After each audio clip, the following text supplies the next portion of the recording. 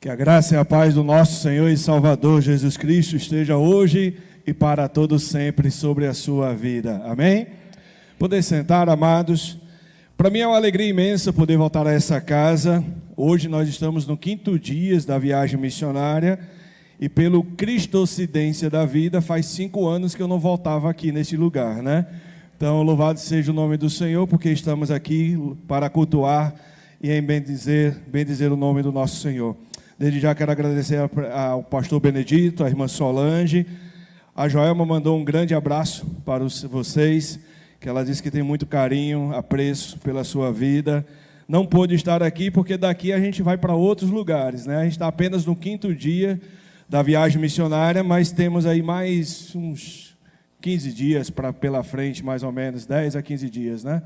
Então aí ainda tem aí até o dia 8, 9 de julho, mais ou menos, que nós já estaremos retornando para a nossa casa. Mas eu vou deixar para que o Maurício fale a respeito sobre essa viagem missionária, sobre a missão Cristo para todos. Mas sem demora, eu gostaria de convidar os amados irmãos que pudessem abrir no livro de Êxodo, capítulo 33. Êxodo, capítulo 33. Eu acho que eu não preciso fazer a minha apresentação, né? Creio que todos já me conhecem, já sabem de onde eu sou, filho da casa. Foi aqui nesse lugar que eu me converti, há 23 anos atrás. Foi aqui que fui enviado para o ministério, foi aqui que fui consagrado como missionário, foi aqui que eu fui consagrado ao ministério pastoral também, nos 110 anos dessa igreja. Então, para mim, já tem uma história, creio que todo mundo me conhece. E para mim é uma alegria poder servir aos amados irmãos. Êxodo capítulo 33, versículo 12 ao 15. Todos encontraram? Amém? A palavra do Senhor diz o seguinte: Moisés disse a Deus, o Senhor: é verdade que me mandaste guiar este povo para aquela terra, porém não me disseste quem é que irá comigo. Disseste que me conheces bem e que estás contente comigo. Agora, se isso é assim mesmo, fala-me dos teus planos para que eu possa te servir e continuar a te agradar. Lembra que escolheste esta nação para ser tua. E Deus disse: eu irei com você e lhe darei a vitória. Então Moisés respondeu: se não fores com o teu povo, não nos faça sair deste lugar. Amém? Antes de orarmos, temos algumas ovelhas lá da PIB de Salinas está aqui, né? A Ana Paula, que eu já vi, a Luciane também, a Sofia, né? Então, obrigado por a sua presença também estar aqui conosco. Vamos orar? Santo e maravilhoso Deus, nosso Pai, nós agradecemos, Senhor, por essa oportunidade de estarmos aqui neste lugar separado para adoração, louvor e glória do Teu nome, ó Pai. E é sobre esta palavra que nós iremos meditar nessa noite. Por isso, ó Pai, prepara os nossos corações, os nossos ouvidos, para que tudo aquilo que já tem falado e tem visto aqui nesse culto, seja realmente para edificação, louvor e honra do Teu nome, ó Pai. Por isso, ó Pai, eu te peço por mim, que todas as palavras dos meus lábios e o meditar do meu coração, seja direcionado por Ti nesta hora. É a oração que eu te faço, no santo poderoso nome do Senhor Jesus. Amém. Irmãos, nós vamos estar falando a respeito sobre um povo que eu creio que da maioria é muito conhecido, que é o povo de Israel. E antes de entrar nesse contexto, é interessante que a palavra que Deus ele fala a Moisés, no versículo 14, é uma promessa dizendo a Moisés e a todo o povo que ele iria com aquelas pessoas e também iria dar a vitória. Mas o que antecede esse texto vai falar sobre algo da desobediência desse povo. O povo havia desobedecido, Moisés havia subido ao monte, e o povo escolheu um bezerro de ouro para adorar. E depois dessa trajetória, Deus fala para Moisés que iria castigar esse povo. E Moisés começa a orar ao Senhor, começa a clamar ao Senhor pedindo misericórdia por esse povo. E Deus ele responde a Moisés que iria sim perdoar aquela nação, iria perdoar o ato que eles haviam realizado. Mas o que é mais interessante na característica desse povo é que esse povo ele já havia vivido vários milagres. Eles estavam presos no Egito, eles estavam presos na escravidão, tinham acabado de sair, tinham visto vários milagres, já tinham andado sobre, por no meio das águas, já havia visto o maná dos céus cair, já havia visto vários milagres que Deus já tinha realizado por eles. Mas por um instante que Moisés sai próximo deles, eles começam a criar e ter a expectativa de criar um outro Deus. E não é diferente de nós no nosso tempo de hoje. E eu quero trazer algumas características do nosso tempo. Esse povo, ele colocou a esperança deles, a expectativa em um homem. E esse homem chamado Moisés. E às vezes não é diferente de nós, porque nós colocamos nossas expectativas, as nossas esperanças em poderes políticos, no mercado financeiro. Nós colocamos a nossa expectativa em pastores. Nós colocamos a nossa expectativas, às vezes nossas esperanças em missionários. Nós colocamos expectativas na nossa família, sobre a nossa casa. É verdade que a nossa geração ela tem criado algo no nosso ser, uma expectativa, uma esperança que seja palpável. E vai divergir da palavra do Senhor que nós precisamos viver pela fé. E fé não é aquilo que você está vendo, mas aquilo que você está esperando. É algo que você almeja no futuro alcançar, mesmo sem os seus olhos humanos poder contemplar algo. Mas a fé ela vai te mover, vai te motivar a chegar àquele lugar. Mas é interessante que esse povo, por essa característica, eles colocaram essa expectativa, essa esperança em Moisés. E eu trago essa característica por quê? Porque nós também temos essa atitude em alguns momentos da nossa vida. Quero ver quando a gente está naqueles momentos mais difíceis, nos momentos de aflição, momentos de angústia, a gente tenta solucionar de qualquer forma aquele problema ou aquela situação.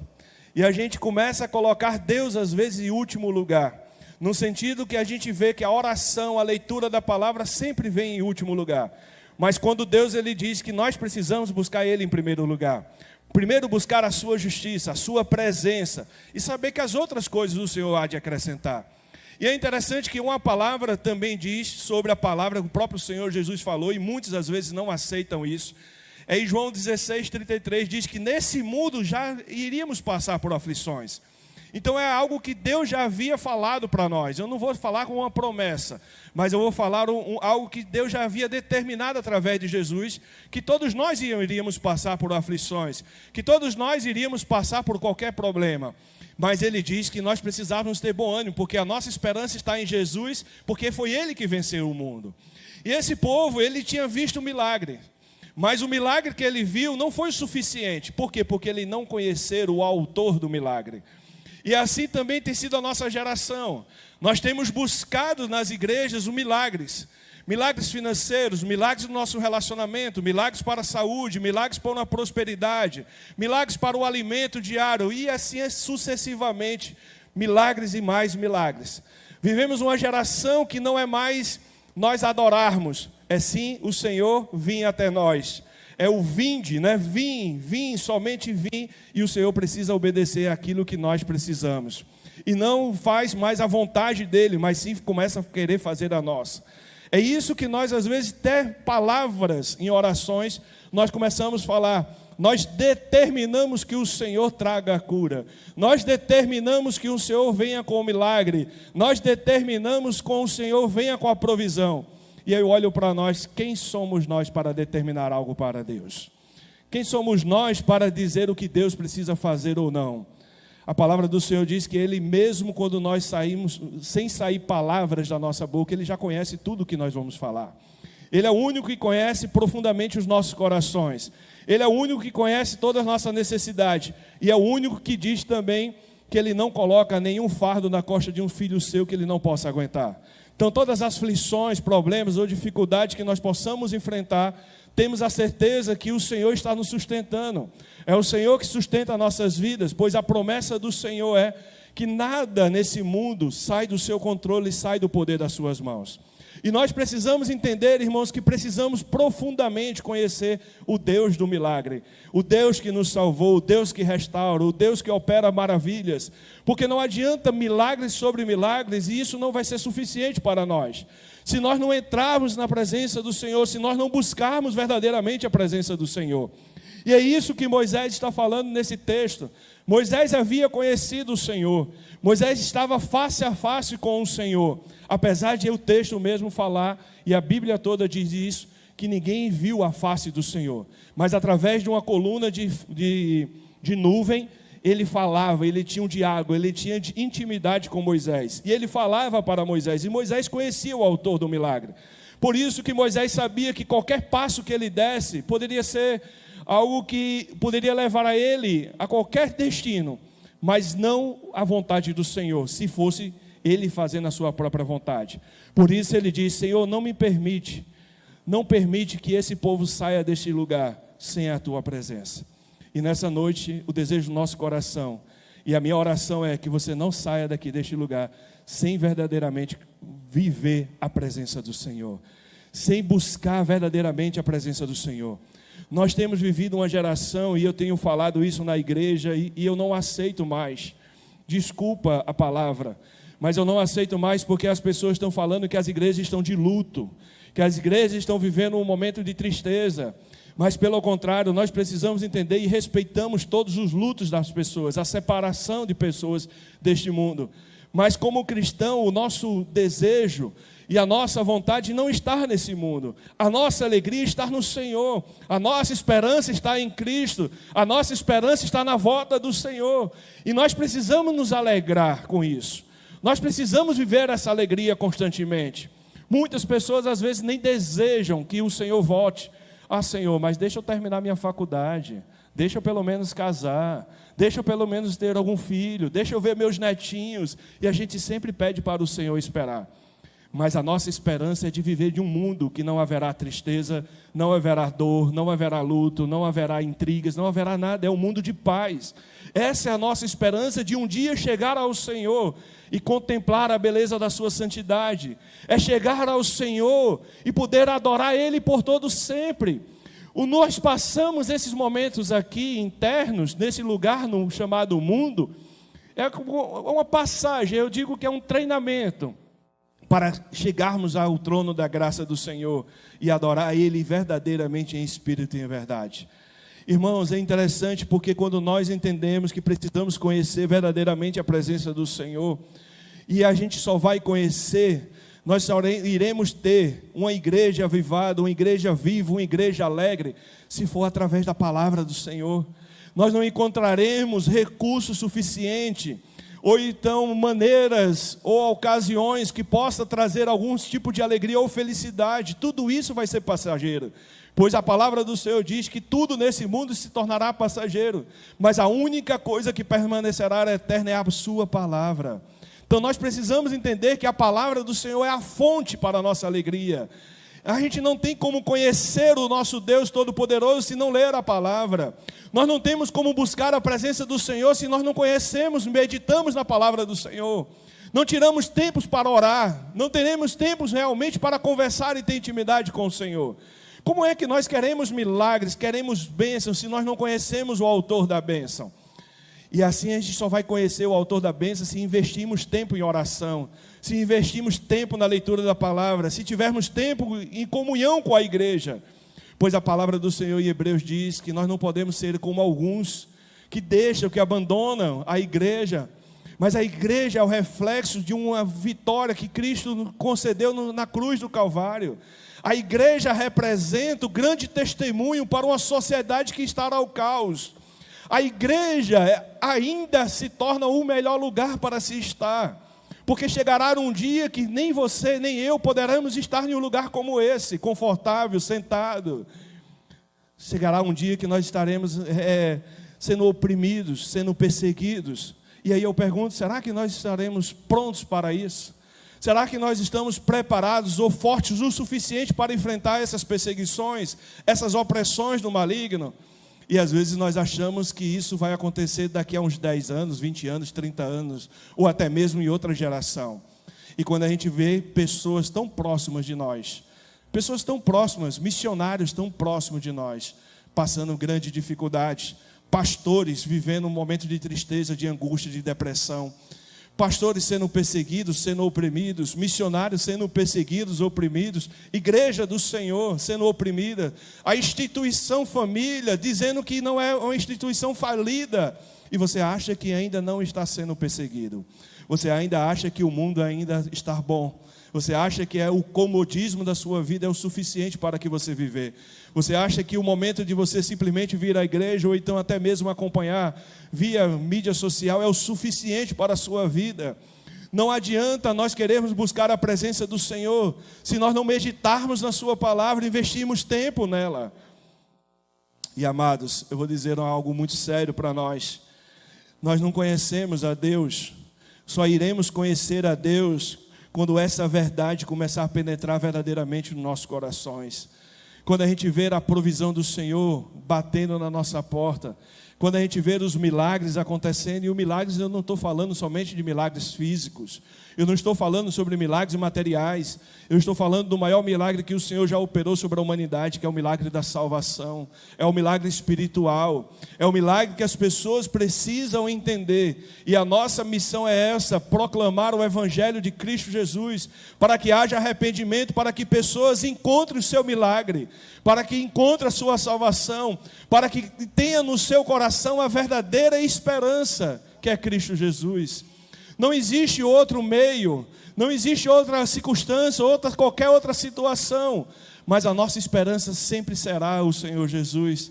É isso que nós temos proclamado durante toda essa viagem, é onde a gente tem passado na igreja, tem falado para a igreja: deposita a sua vida ao Senhor, confia nele, entrega a sua vida ao Senhor e tenha certeza que o mais Ele fará por você. É ter a certeza, irmãos, que viver na presença do Senhor, assim como o salmista falou: não nos deixa sair da tua presença, não me tira da tua presença, é o que o Salmo 51:11 fala. Não me retira da tua presença, porque a tua presença nos traz alegria. E ele termina no versículo 12 dizendo: Senhor, traz de volta para mim a alegria da minha salvação. Davi, ele não pede bens materiais, Davi, ele não pede que volte o seu reinado, ou volte algo que ele precisava ou que havia perdido, mas ele pede ao Senhor: Senhor, não me afasta da tua presença, não me tira da tua presença, e pelo contrário, me traz de volta a alegria da minha salvação. E a alegria da salvação nos move, irmãos, para que possamos continuar perseverando nesse mundo que é tão cruel, mas que o diabo já foi derrotado e o nosso Cristo é vitorioso. E o Senhor é vitorioso, o nosso Deus é vitorioso, o Senhor dos exércitos, o Senhor dos senhores. A nossa alegria, a nossa força vem do Senhor.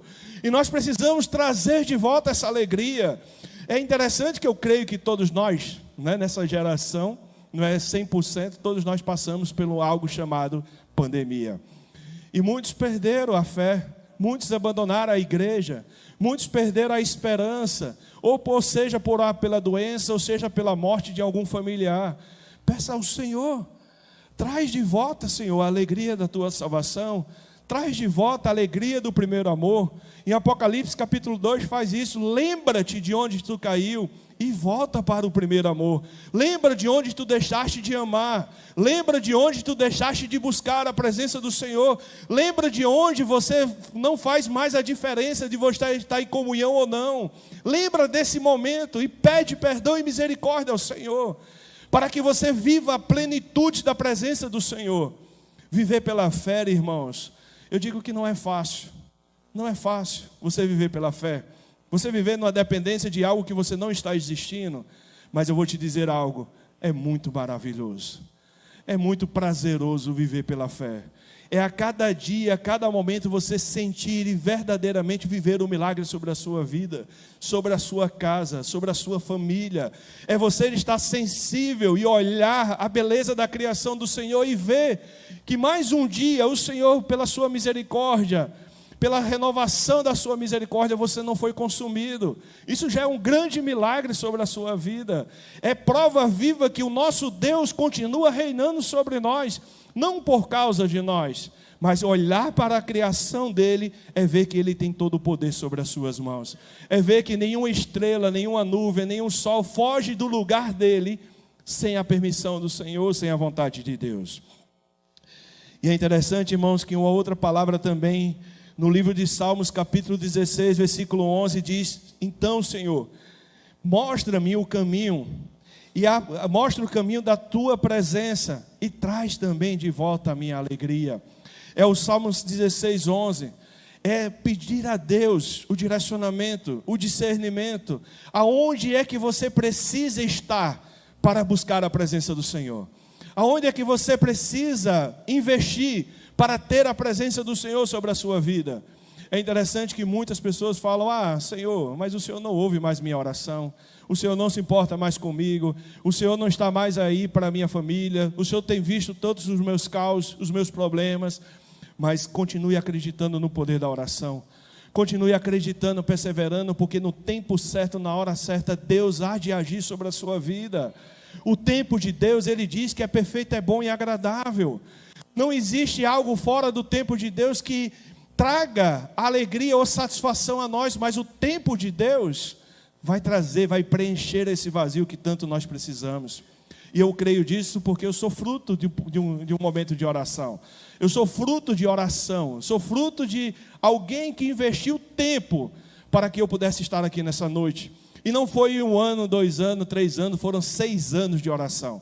Orando sem cessar, orando todos os dias pela minha vida. Agora depois você multiplica, 6 vezes 300 e pouco, quanto é que vai dar? Então quantos dias foi? Quantos joelhos no chão? Quantas lágrimas foi derramada?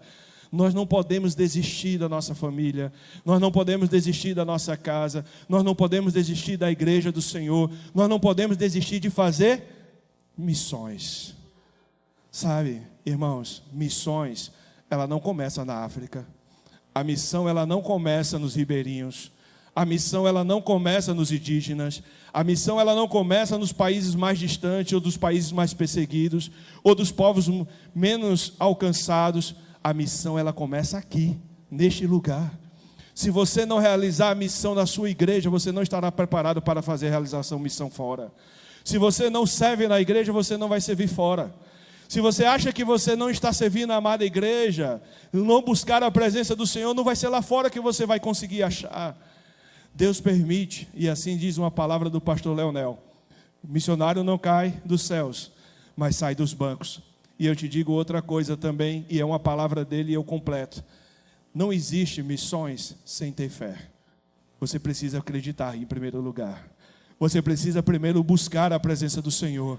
Você precisa se encher da presença do Senhor para poder realizar missões, para poder servir a igreja, para poder amar o próximo, para poder perdoar, para poder realmente anunciar o verdadeiro evangelho.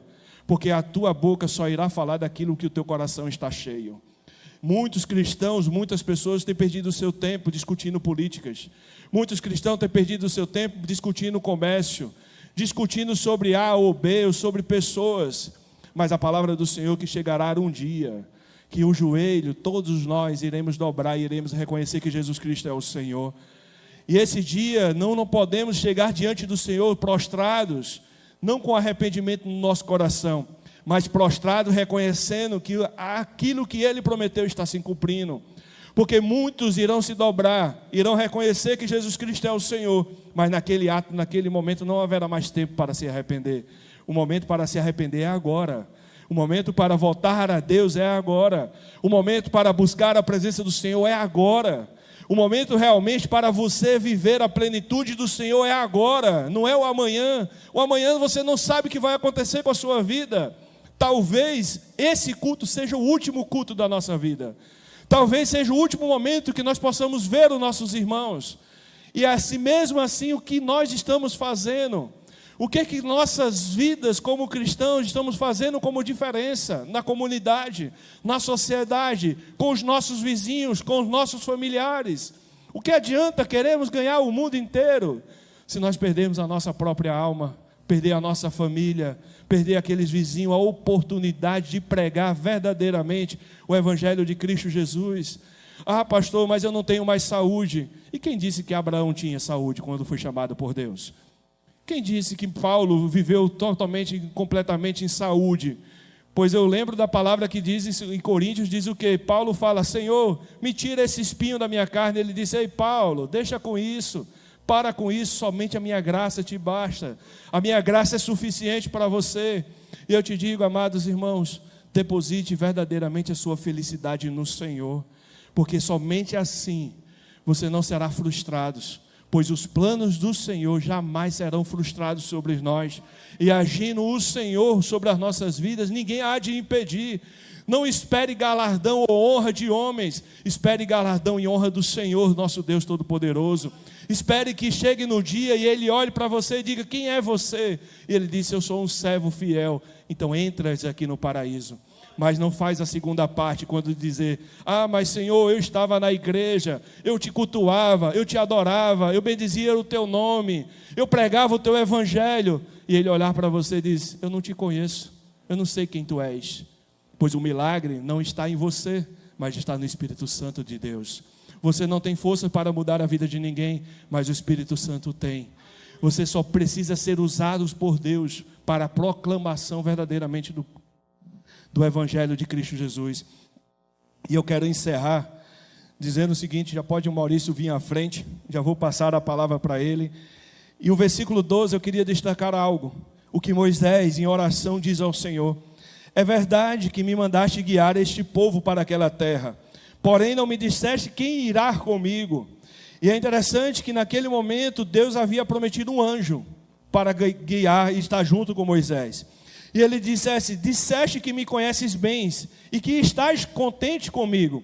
Agora, se isso é assim mesmo, fala-me dos teus planos, para que o quê? Eu possa te servir. E em outro lugar, e continuar a te agradar. Lembra que o Senhor escolheu esta nação para ser tua. Não foi você que escolheu a Deus, mas foi Deus que escolheu você. Não foi você que amou Deus em primeiro lugar, mas foi Deus que te amou primeiro. Deus, quando Ele entregou seu Filho unigênito para que nós pudéssemos crer nele e ter a vida eterna, o amor de estar no Senhor, o amor de estar no nosso Deus. Jesus, em obediência a Deus, também nos amou. E é interessante isso porque no momento da crucificação, Jesus, Ele fala na oração do Getsêmani.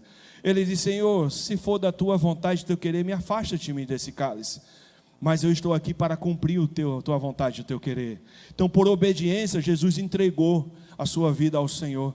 Foi crucificado, sofreu as maiores injustiças desse mundo. Sabe para quê? Abre lá, em Hebreus capítulo 12. E eu quero encerrar com essa palavra. Hebreus capítulo 12, versículo 1 ao versículo 3. Diz a palavra do Senhor: assim nós temos essa grande multidão de testemunho ao nosso redor. Portanto, deixemos de lado tudo que nos atrapalha e o pecado que se agarra firmemente em nós, e continuemos a correr sem desanimar a corrida marcada para nós. Conservemos os nossos olhos fixos em Jesus, pois é por meio dele que a nossa fé começa, e é ele quem a aperfeiçoa. Ele não deixou que a cruz fizesse com que ele desistisse, pelo contrário, por causa da alegria que lhe foi prometida. Que alegria foi prometida para Jesus? A alegria de sofrer na cruz, de sofrer injustiças, palavras, injúrias. Foi essa alegria? Ele diz que não. Ele diz: ele não se importou com essa humilhação de morrer na cruz, e agora ele continua sentado ao lado direito do trono de Deus. E ele diz o seguinte: pense no sofrimento dele, e como ele suportou com paciência o ódio dos pecadores. Assim vocês não desanimem e nem desistam. A alegria que aqui foi mencionada por esse texto na carta de Hebreus é a alegria da salvação. A alegria que foi prometida para Jesus é ele dizer: Jesus, através da tua vida, este povo que hoje está te humilhando, esse povo que está te levantando injúrias, esse povo que está te levantando calúnia contra ti, é pela cruz, pelo teu sacrifício que esse povo será salvo. É pela fé que nós temos, é naquele ato que a nossa fé começa, e ele vai aperfeiçoando todos os dias das nossas vidas. Nós nunca chegaremos à excelência, mas precisamos buscar, assim como Paulo falou, precisamos nos santificar, buscar a santidade, buscar verdadeiramente a presença do Senhor, nos encher da plenitude da presença de Deus, para assim viver uma vida alegre, viver a paz que Paulo fala, que foge todo tipo de entendimento, somente pela presença de Cristo Jesus, somente pelo agir do Espírito Santo sobre as nossas vidas. Nós não somos nada sem Ele, e nunca seremos sem Ele e sem nada. E Ele diz isso em João capítulo 15, Ele diz: sem mim vocês não poderão fazer nada, mas Ele diz: comigo vocês serão muito mais do que vencedores. Por isso precisamos acreditar na vitória que Cristo conquistou na cruz do Calvário, para continuarmos realizando a missão, para continuarmos realizando e proclamando a verdadeira esperança ao coração das pessoas. Nós vivemos num mundo que está sem expectativa, sem esperança, e assim como diz esse grande homem de Deus, e uma palavra que ele falou na ministração, ele diz que o ditado popular é o quê? A esperança é a última que morre. Mas a nossa esperança morreu, nossa esperança ressuscitou e nossa esperança está viva, porque a nossa esperança sempre será Jesus Cristo. Amém? Vamos ficar em pé e vamos ao louvar e adorar o nome do Senhor. E eu queria, irmãos, antes de passar, você vai ministrar aos nossos corações louvores. Esse grande homem de Deus, eu digo que ele não é cantor, mas ele é um ministro do Senhor. Ele tem dedicado a sua vida, ele abriu mão do conforto do seu lar, ele não deixou tudo para trás, mas ele veio com tudo, que veio com a presença do Senhor. E assim nós temos andado o Pará, temos andado o Brasil, porque já fomos até Mato Grosso juntos, choramos juntos, nos alegramos juntos. Mas o que nos fortalece sempre será a esperança em Cristo Jesus. Então que Deus abençoe e fique na paz do Senhor Jesus. Aleluia. Bendito é o nome do Senhor. Vamos adorar o nome daquele que vive. Hey. Aleluia.